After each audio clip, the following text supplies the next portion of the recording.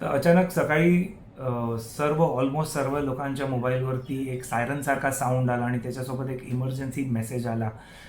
थोडीशी पॅनिक निर्माण झाली ज्यांना माहिती नव्हतं ह्याच्याबद्दल. पण गव्हर्नमेंट ऑफ इंडियानी ऑलरेडी ह्याबद्दल अलर्ट केलेलं सर्वांना.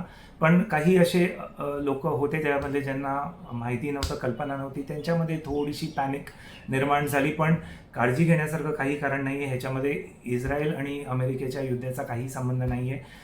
ते वॉर्निंग मेसेजेस हे नेटवर्क जे आहे हे देत नाही आहे. हे फक्त एक ट्रायल होती. NDMA, national disaster management authority, आणि C-DOT जी कंपनी आहे, मेड इन इंडिया हे प्रॉडक्ट आहे, सर्व्हिस आहे. तर हे जी ट्रायल होती ती ट्रायल आज चालू होती आणि सर्व लोकांच्या मोबाईल्सवरती, नेटवर्क्सवरती हे मेसेजेस जे आहे ते ब्रॉडकास्ट केले गेले.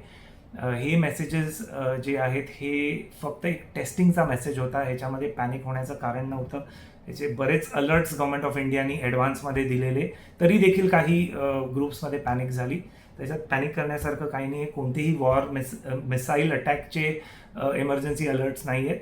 त्यामुळे लोकांमध्ये पॅनिक क्रिएट करू नये. आणि ही समजून घ्या सिस्टीम काय आहे. तर this is called cellular broadcast alert system. ही कशासाठी आहे आणि कशी काम करते हे मी तुम्हाला शॉर्टमध्ये सांगणार आहे.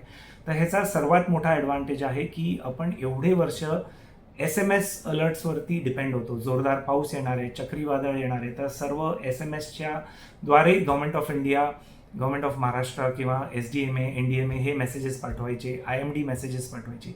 पण ह्याचा एक डिसएडव्हान्टेज सर्वात मोठा हा होता की रात्री बेरात्री झोपेत जेव्हा मोबाईल सायलेंटवर असतो तेव्हा हे मेसेजेस आपण बघत नाही. दुसरी गोष्ट, जर हा SMS लेट आला, म्हणजे नेटवर्क कंजेशनमुळे लेट आला किंवा तुम्ही हा लेट बघितला, जेव्हा हा इव्हेंट किंवा ही घटना ऑलरेडी होऊन गेली आहे, तर त्या मेसेजचा काही उपयोग नाही आहे. तर हे त्याचे सर्वात मोठे डिसएडव्हान्टेजेस होते एक SMS बेस्ड इमर्जन्सी ब्रॉडकास्ट सिस्टीमचे. पण सेल्युलर ब्रॉडकास्ट अलर्ट सिस्टीममध्ये हे होत नाही.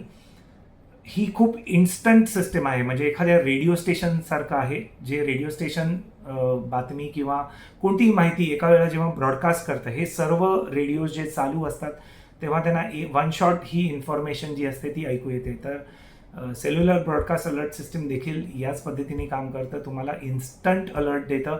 हे कोणत्याही सिम कार्डवरती डिपेंडंट नाही आहे. तुमच्या मोबाईल फोनमध्ये सिम कार्ड देखील नसेल तरी तुमचा फोन नियरेस्ट नेटवर्कसाठी इमर्जन्सी मोडमध्ये कनेक्टेड असतो. तर त्या मीडियम थ्रू हा मेसेज जो आहे हा आपल्याला रिसीव्ह होतो. तुमचा फोन जरी सायलेंटवर असेल, रात्री झोपताना तुम्ही सायलेंटवरती करून ठेवला तरी हा मेसेज तुम्हाला वेळेवरती प्राप्त होईल. ह्याच्यामध्ये काही मिली सेकंड्स किंवा काही सेकंड्सचा फक्त डिले असतो. जेव्हा पासून हा ब्रॉडकास्ट केला जातो, government of Maharashtra, government of इंडियाने जर हा ब्रॉडकास्ट केला आणि तो तुमच्या मोबाईलवरती डिलिव्हर होण्यात काही सेकंड्स किंवा मिली सेकंड्सचा फक्त गॅप असते. त्यामुळे ती जी मोठी गॅप होती ही ह्याच्यामध्ये आपल्याला बघायला मिळणार नाही आहे किंवा हा ॲडव्हान्टेज आहे ह्या सिस्टीमचा.